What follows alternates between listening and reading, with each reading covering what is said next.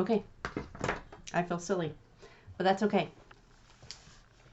I'm regularly silly. So basically, as humans, I was going to try and continue, but I don't know how to continue. I guess I should have hit the pause button. I'm still learning how to record and make really good videos. So I make mediocre videos right now. It's okay. So I'm going to skip to the chase. When we don't have a background in accounting, we tend to open our bank account like either back in the day, it was our checkbook, but these days we're opening the application or the website, either on our phone or on our computer, and we're looking at it and we're like, money. If we see money, we think we got money to spend. That is not always the case. So basically, you have 5 foundational accounts with Profit First. The income account, and I'll go over all these separately. The profit account, like income and profit, not like profit like John the Baptist. Owner's compensation, that's your salary, okay?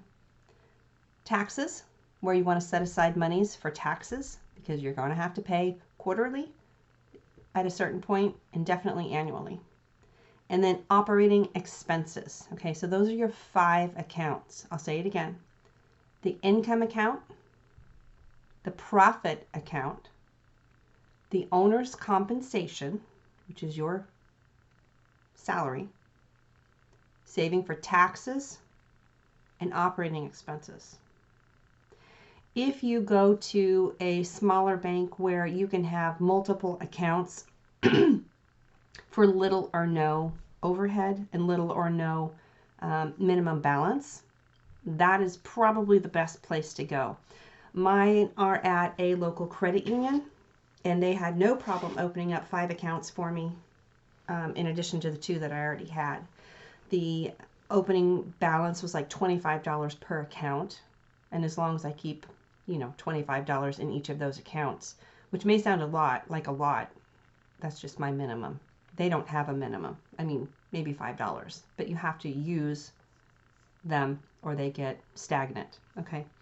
So make sure that all of these are checking accounts. You don't necessarily want to ever say anything about being a business. You're not deceiving them. You're not withholding information. These are just your personal accounts for the salary that you make. If you were like a McDonald's franchise and you went in and you tried to open these accounts, I think that would be deceptive. However, a daycare provider or a small business person like myself who just has the personal hypnosis practice, I don't think it's a problem. But you do you. The thing is, if it's a business account, which one of them may have to be as your income account, doing business as Little Llama's Daycare, that one may have to be a business account. Although if you're just doing a DBA, doing business as, they may be okay with that. So it's entirely up to you. If you establish a relationship, a professional relationship with your bank or your credit union, you can learn these things and just be comfortable. I mean, obviously, follow the rules, be comfortable, be honest. Do not intentionally deceive. However, they don't need to know what all these are for. It might take forever to try and explain it to them, so don't. That's all. So you want checking. You probably don't want to do interest-bearing checking because of the big minimum deposit, minimum balance. Just make sure that you name all of them.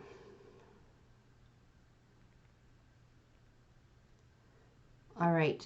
Then, after you've got those 5 accounts open at one location and one bank, you need 2 more. I know, it's crazy. 2 more. Those are called the no temptation accounts, and they should be at banks that are hard to get to. Not like impossible, but difficult to get to. So maybe you have like Oregon State Credit Union and it's on one side of the town, and then you have like Chase Bank, which is on the other side of town, and it's just difficult to get to, but it's still free checking or savings. So you've got your 5 foundational accounts. You need 2 no temptation accounts. So what you're putting in there is profit hold and tax hold. Okay, so the first thing you need to do is set up the 5 accounts at one location, the 2 accounts at a different institution in a different location. Okay? That is your very first thing to do. I am going to end this video. I'm going to review and jot down a couple of quick notes to make it easier to explain to you what goes into each and how it's distributed. All the stories and stuff in this book are very entertaining if you have the time and if you want to read them. The main things which I will share with you are to get you started. And thank you for getting the book. I think that's pretty awesome.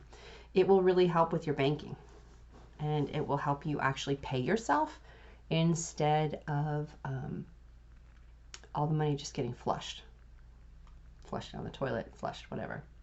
I love you. Bye.